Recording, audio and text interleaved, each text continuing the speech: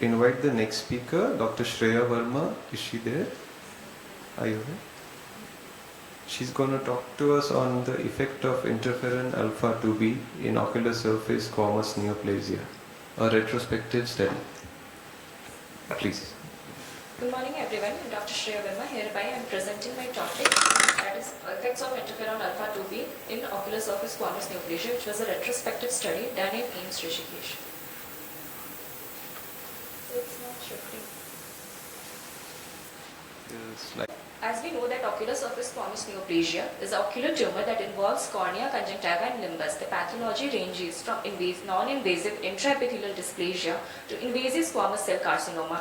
As we know that the incidence is ranging from 0.02 to 3.5 per 1 lakh population in our country per year. So histopathology is a gold standard for diagnosis. However, anterior segment optical coherence tomography is a new emerging tool that is non-invasive method for diagnosing this condition. So management was previously mostly done by surgical excision, but nowadays the topical chemotherapy have gained a popularity, which includes mitomycin C, 5-fluorouracil and interferon alpha 2b.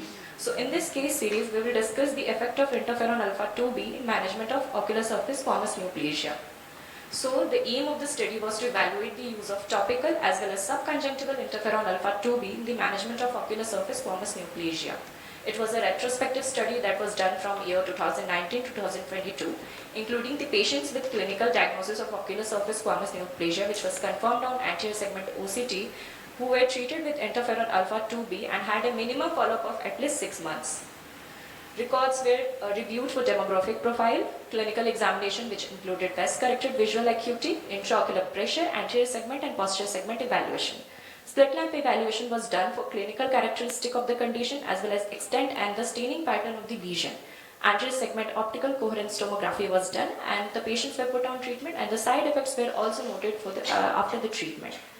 All the cases were given monthly subconjunctival injection of interferon alpha 2b, which was in the dose of 3 million international units per ml or per 1 ml, and 0.5 ml of this dose was given in the affected eye away from the lesion in the area where the conjunctiva was noted as normal, and the topical interferon alpha 2b, that was 1 million international units per ml, was given 4 times per day for a period of 6 months. The patients were subsequently followed.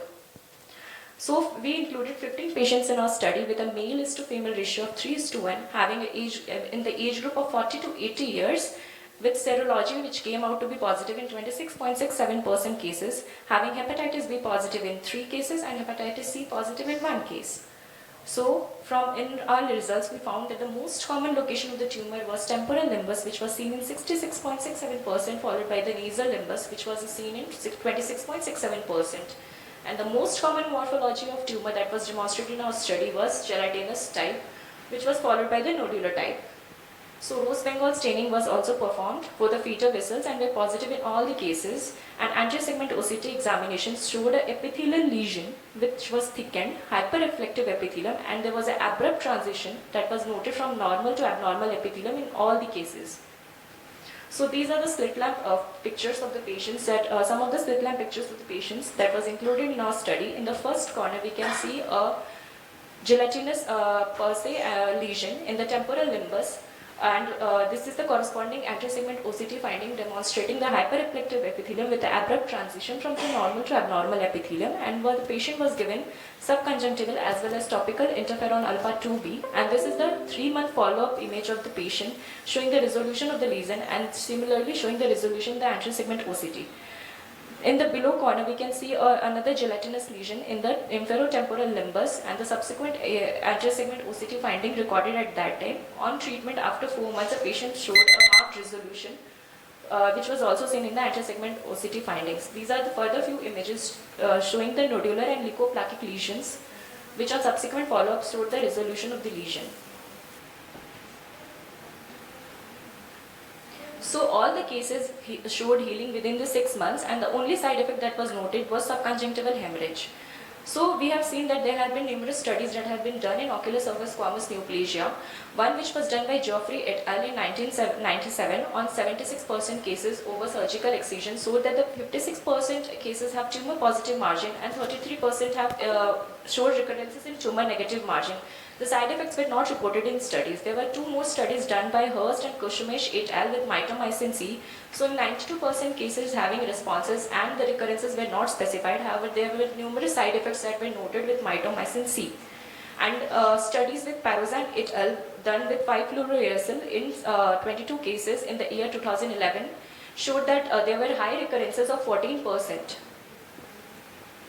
Similarly, there were studies previously done with interferon alpha 2b by Kushmish et al. In 2015 with 24 cases showing responses in 92% cases, and there were no recurrences as such, and the most common side effect that was seen was intratumoral bleeding.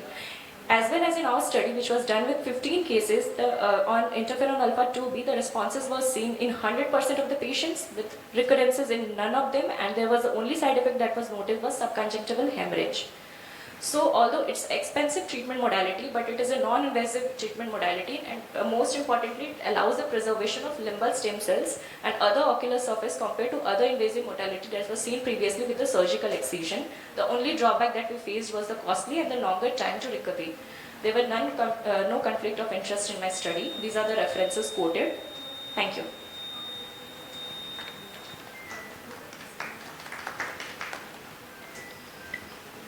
Thank you, Dr. Shreya. Thank you, sir. I think nice.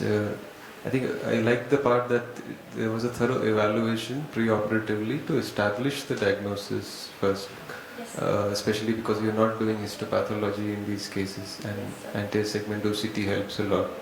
I just had a question that did you also use topical steroids or something along with this treatment during the course of 6 months? No, sir. We gave only interferon alpha 2b and topical subconjunctival and topical interferon alpha 2b. And we Okay. followed the patients. Okay. And second would be, what was your protocol? So when you give the patient the reconstituted drops, is Yes, there sir. something you keep them refrigerated? Yes, or sir. We what? asked the patient.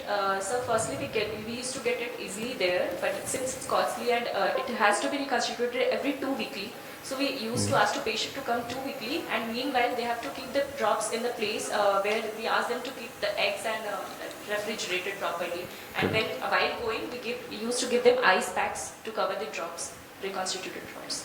Nice. I think that's a very important take-home message, because now we have interferon drops to treat, so anybody can treat. But I think it's important to keep in mind that you need them to follow up regularly. Yes, sir. You need Yes, they sir. should not contaminate the drops. I Yes. think that's the key. Any questions, ma'am? It's a very good presentation, Thank you, ma'am. but in all sectors, Yes, sir.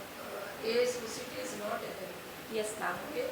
In that case, how to diagnose? Yes, ma'am. AIOCMT? Yes, ma'am. Clinically is a very important diagnosis.